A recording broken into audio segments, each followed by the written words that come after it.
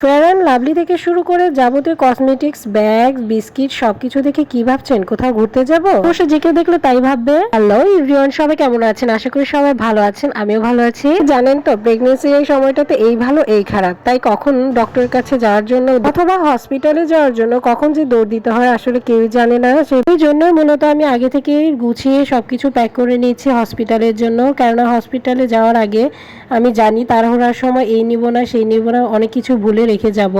তাই ভাবলাম যে আগে থেকে একটু হসপিটালে ব্যাগটা গুছিয়ে রাখি।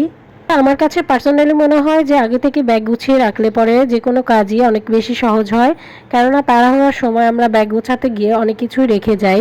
তাই ভাবলাম যে আজকে আপনাদের সাথে এমন একটা ভিডিও শেয়ার করি যেখানে মানুষের উপকারের সাথে সাথে আমার নিজের কাজটাও হয়ে যাবে। আমি আমার হসপিটালে ব্যাগ গোছানোর কাজটাও কমপ্লিট করে ফেলবো। এখন একটা বিষয় শেয়ার করি, সেই বিষয়টা হচ্ছে গতকাল রাতে থেকে আমার একটু খারাপ লাগছে, যার জন্য ভাবলাম যে না, এখনই ব্যাগ গুছিয়ে রাখাটা দরকার।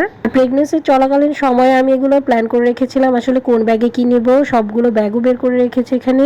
আর এখানে আমি যা যা নিয়েছি তা দেখতেই পাচ্ছেন, শ্যাম্পু থেকে শুরু করে Fair and Lovely, lip gel, lip balm, যেটাই বলেন না কেন, কিছু টিপ নিয়েছি।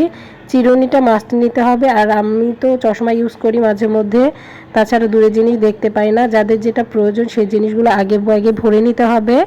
আর একটা প্যাড আর একটা কলম ছিল এখানে, আর টুথব্রাশ, টুথপেস্ট যেটা কিনা খুবই দরকারি সেটাও নিয়েছিলাম। আর স্যাভলন থেকে শুরু করে অল্প পরিমাণ তেল, সব কিছুতে ছোট ছোট নিয়েছি, যাতে করে ওখানে গেলে যদি মাথা ঘোরায় বা যে কোনো সমস্যা হলে পরে আমাকে এই জিনিসগুলো ব্যাকআপ দেয় বা সাপোর্ট দেয়। এর সাথে কিছু বিস্কিটও নিতে পারেন, সাথে কিছু ড্রাই ফ্রুট যেগুলো নাকি ক্ষুধা লাগলে দারুণভাবে ব্যাকআপ দিতে পারে।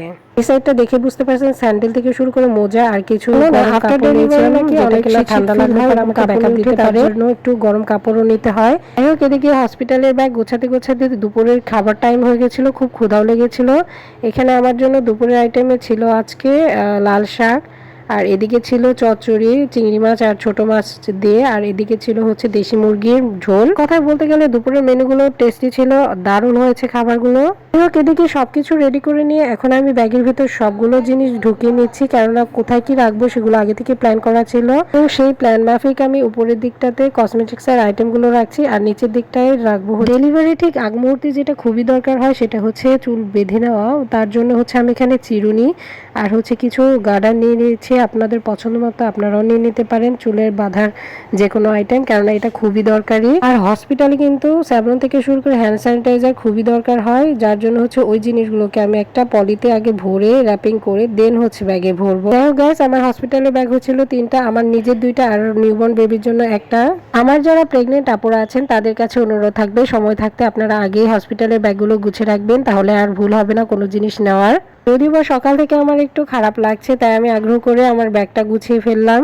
যাই হোক, আমি জানি না আবার নেক্সট কবে ভিডিও আপলোড দিতে পারবো। এই হসপিটালের ব্যাগ গোছানোর ভিডিওটা হয়তো বা হসপিটালে যাওয়ার আগে শেষ অথবা লাস্ট ভিডিও।